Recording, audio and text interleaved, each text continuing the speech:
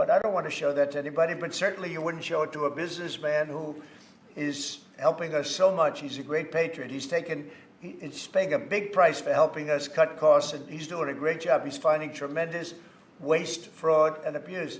But I certainly wouldn't want, Elon has businesses in China, and he would be susceptible perhaps to that. But it was such a fake story. The New York Times is just as fake as CNN and MSDNC. And anybody read that story, people laughed at that story. Who would do such a thing?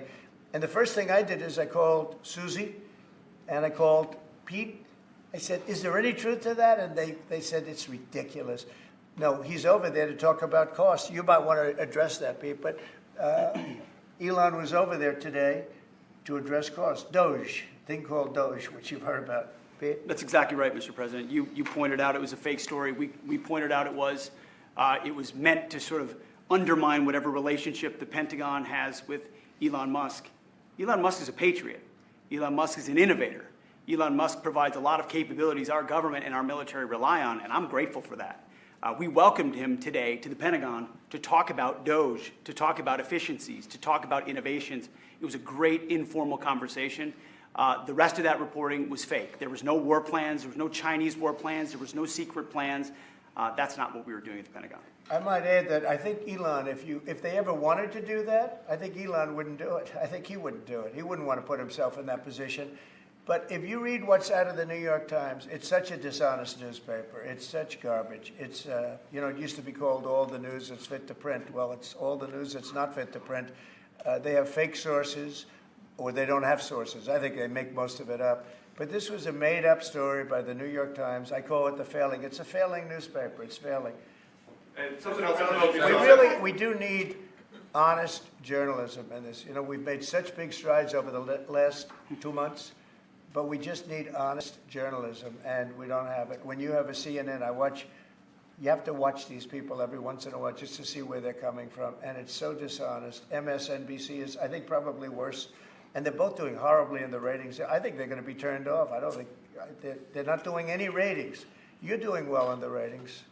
Thank you. I'll pass it along. I understand that your trade rep is meeting their Chinese counterpart next week. Yes. Is there anything that they can do to stop April 2nd or to roll back the tariffs that you put on China already? Well, we can talk, but basically, I call April 2nd. I would have made it April 1st, but I didn't want to be April Fool's Day because then nobody would believe what I said, and they do believe me.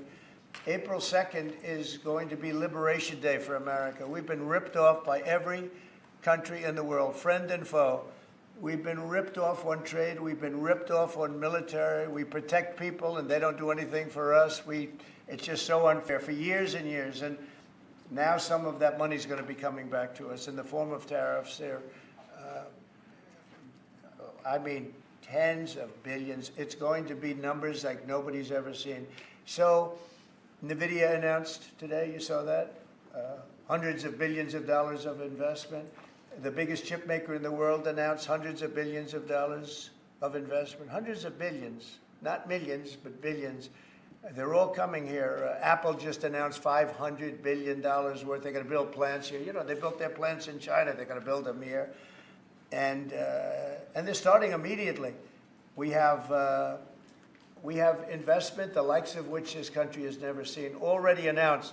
And they all want to have news conferences. I don't have enough time to have that many news conferences, but I would say so far at least $4 trillion. $4 trillion is coming in.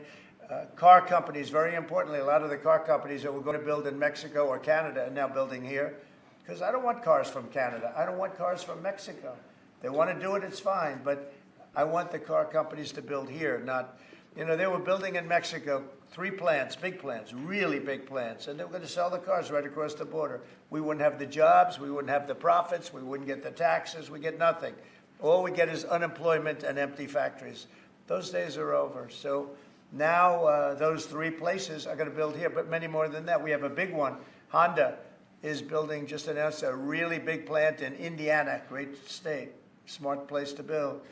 And we have many car companies coming here. The steel mills are going to be booming, And many other things, many other things come with that. But we need that for defense. You know, there are certain things you have to have. You have to have steel. We would have had, if I didn't do in my first term tariffs to stop the onslaught, because they were dumping steel in order to destroy our steel plants. If I didn't do 50% and even 100% in certain cases tariffs on steel, you wouldn't have a steel plant in the United States. And Biden was unable to get rid of those tariffs because they threw off so much money that his numbers, which didn't work anyway, because his numbers were terrible, what he did, the way he spent money was so horrible, and what he allowed to happen to energy. That's the other thing. Energy is going to be like it's never been before.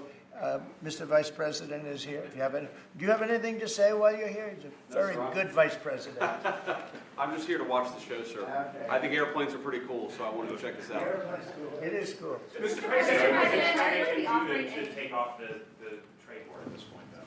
Well, I'll be speaking to President Xi. I have a great relationship with him. We're going to have a very good relationship. But we have a $1 trillion deficit because of Biden with President Xi. More than that. I mean, I've heard $1.2 trillion. We have a deficit. And I've explained that to President Xi. We also have a problem where he's allowing fentanyl to be sent into Mexico and then cross the border and, you know, killing. I think the number is much higher than the 125, 115 that I think it's closer to 300,000 people a year. And so that's a problem. But they have a tremendous surplus against the United States, and we don't want that. Mr. President, a number of ministries have come to you asking for exemptions on tariffs. Is that something that is under consideration by you? Well, people are coming to me and talking about tariffs, and a lot of people are asking me if they could have exceptions. And once you do that for one, you have to do that for all. So, I mean, generally, I did something interestingly during 2 weeks ago. I gave the American car companies a break because it would have been unfair if I didn't. And everybody said, oh, he changed his mind on tariffs. I didn't change my mind. I helped our, you know, sort of big three, big four. I helped some of the American companies. And instead of taking it properly, they said, oh, he changed it. I don't change. But the word flexibility is an important word. Sometimes there's flexibility. So there'll be flexibility. But basically, it's reciprocal. So that if China's charging us 50% or 30% or 20%, and I don't mean China, I mean anybody, any country, Canada. Nobody knows that Canada's charging our dairy farmers.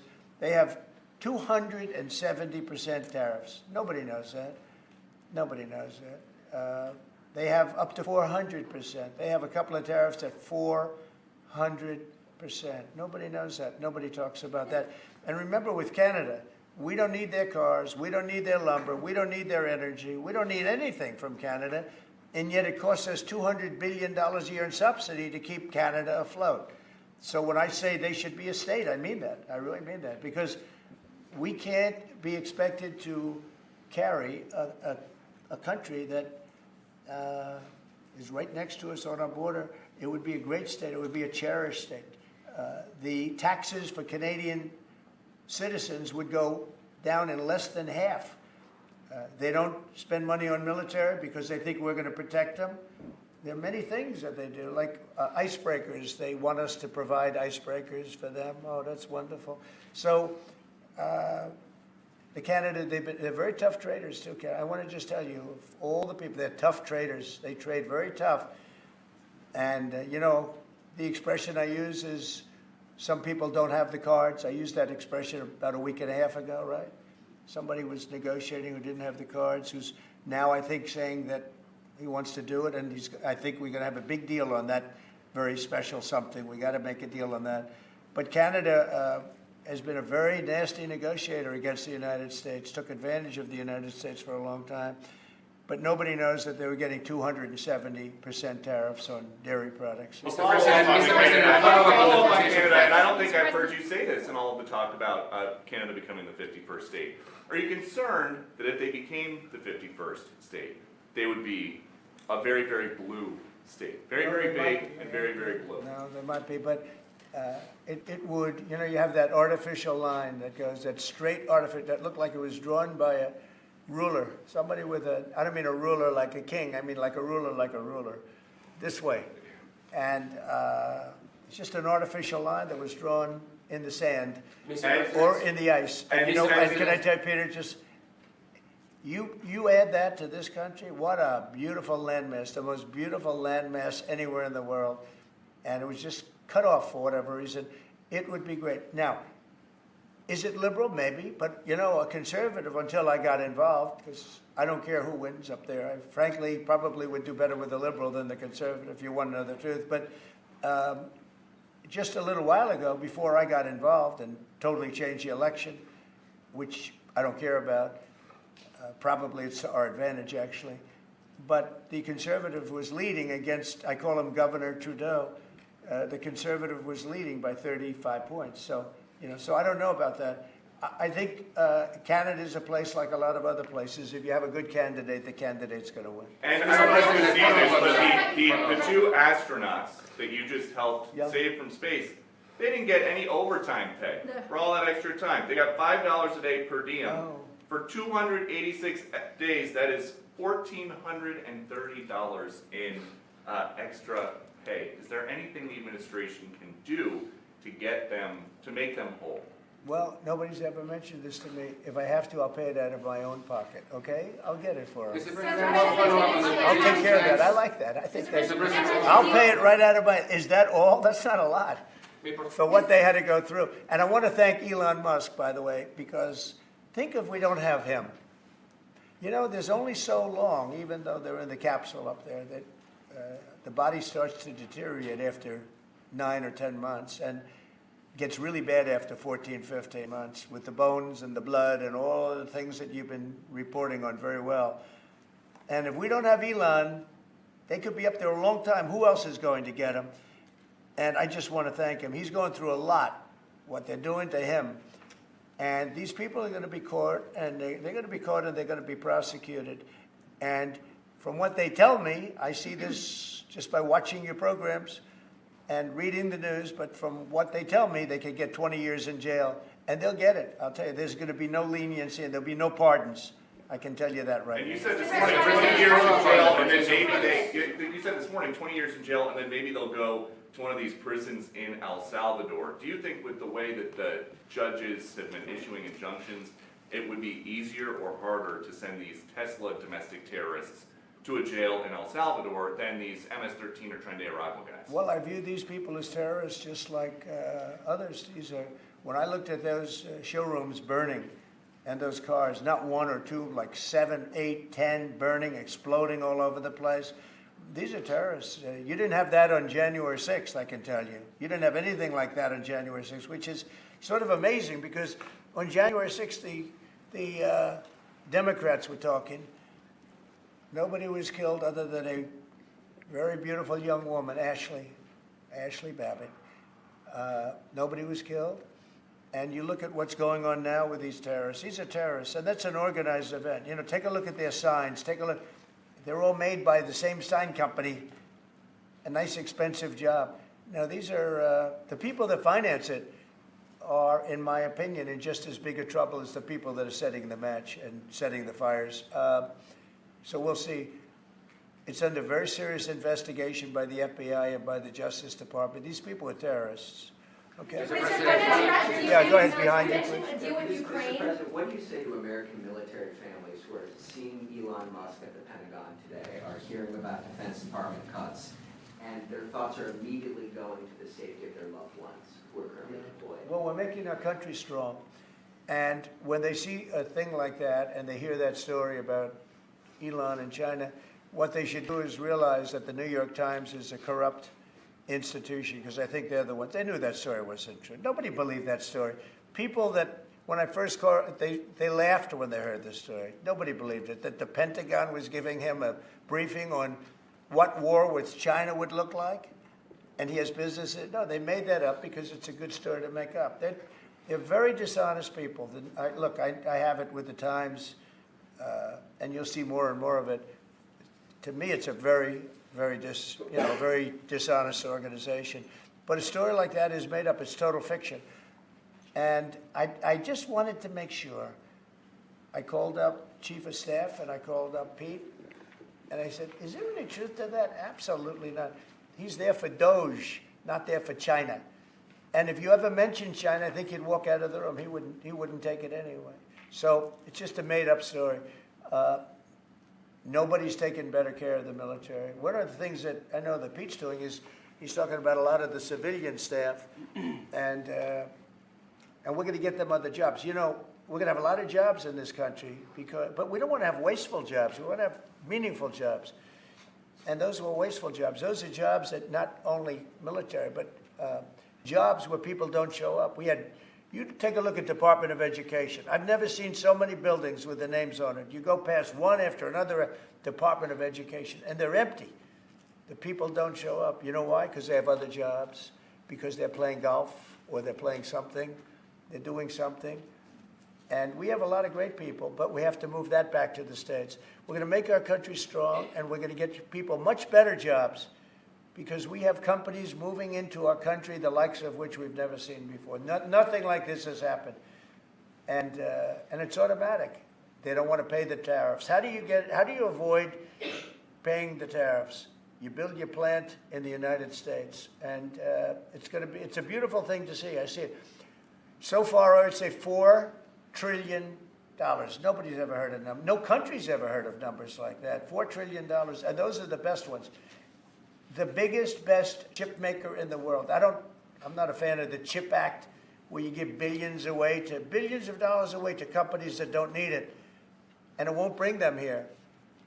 I'm giving nothing away. All they're doing is coming here. They're building because they want to avoid. Remember this on the tariffs, too, because that's going to be, Liberation Day, April 2nd. It's reciprocal. If they charge us, we charge them. So somebody say, well, how much are the tariffs? Very fair. If India, as an example, has been very bad to us on tariffs, they charge 100%, 200%, whatever they charge. Now, Europe just announced they're lowering the tariffs on cars.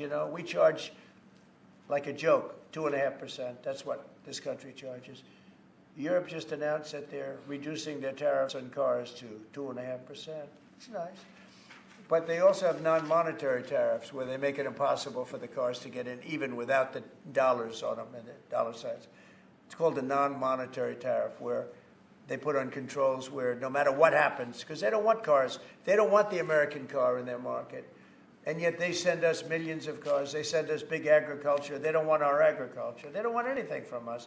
European Union's very tough. But now it's fair. So whatever they do to us, we do to them.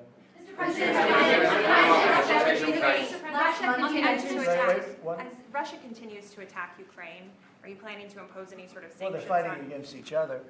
I think we're going to have we have a ceasefire on a lot of areas, and so far that's all held very well.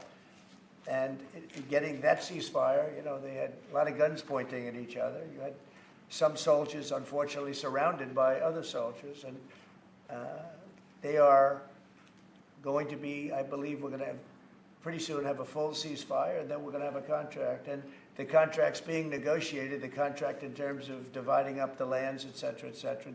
It's being negotiated as we speak. What do you say to critics who say that your actions towards law firms amount to coercion? Well, the law firms all want to make deals. You mean the law firms that we're going after, that went after me for 4 years, ruthlessly, violently, illegally? You mean, are those the law firms you're talking about? They're not babies. They're very sophisticated people. Those law firms did bad things, bad things. They went after me for years. Russia hoax, all a hoax. It was a hoax. It was Hunter Biden's laptop. It didn't come out of Russia, by the way. It was came out of his bedroom. It was all a hoax, developed by Democrats. Hillary, I don't think Biden did, because I don't think Biden knows what the hell he's doing, frankly, based on everything I see. I've seen things since being here that are so sad. What he's done to this country, what he and they did to this country, those people that surrounded him, who, by the way, are radical left but smart. He's not smart. He was never smart. But these are radical left, smart people. They totally controlled him. He did whatever they told him to do. And it's a shame. It's so sad to see what happened, what they've done to this country, both not only the inflation you saw, but allowing millions of criminals, millions and millions of criminals into our country. That's an inexcusable act. and many other things besides that. Thank you very much, everybody. Thank you. Thank you.